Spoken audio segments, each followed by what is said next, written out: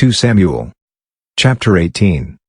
David counted the people who were with him, and set captains of thousands and captains of hundreds over them.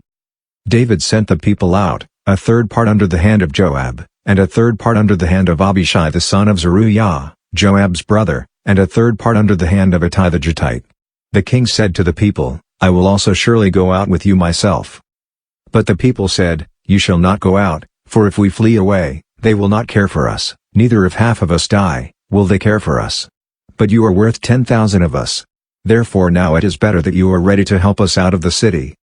The king said to them, I will do what seems best to you. The king stood beside the gate, and all the people went out by hundreds and by thousands.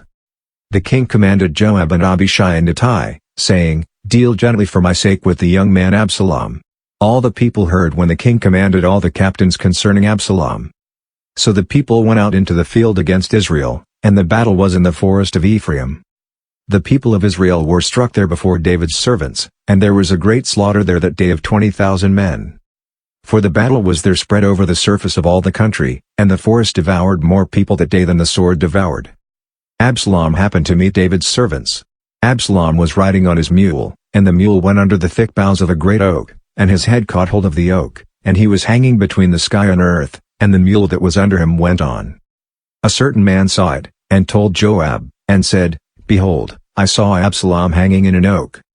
Joab said to the man who told him, Behold, you saw it, and why didn't you strike him there to the ground? I would have given you 10 pieces of silver and a sash. The man said to Joab, Though I should receive 1,000 pieces of silver in my hand, I still wouldn't stretch out my hand against the king's son, for in our hearing the king commanded you and Abishai and Ittai, saying, Beware that no one touch the young man Absalom. Otherwise, if I had dealt falsely against his life, and there is no matter hidden from the king, then you yourself would have set yourself against me. Then Joab said, I'm not going to wait like this with you. He took 3 darts in his hand and thrust them through Absalom's heart while he was still alive in the middle of the oak. 10 young men who bore Joab's armor surrounded and struck Absalom, and killed him. Joab blew the trumpet, and the people returned from pursuing after Israel, for Joab held the people back. They took Absalom and cast him into a great pit in the forest, and raised over him a very great heap of stones. Then all Israel fled, each to his own tent.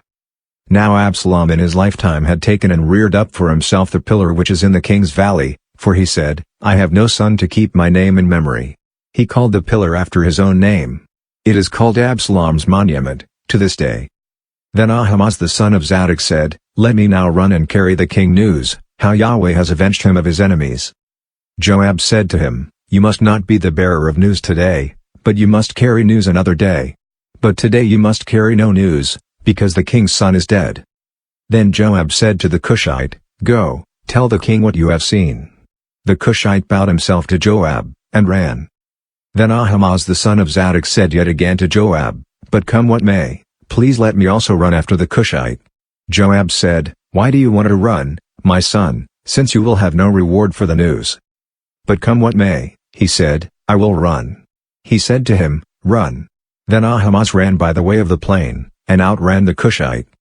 Now David was sitting between the 2 gates, and the watchman went up to the roof of the gate to the wall, and lifted up his eyes and looked, and, behold, a man running alone.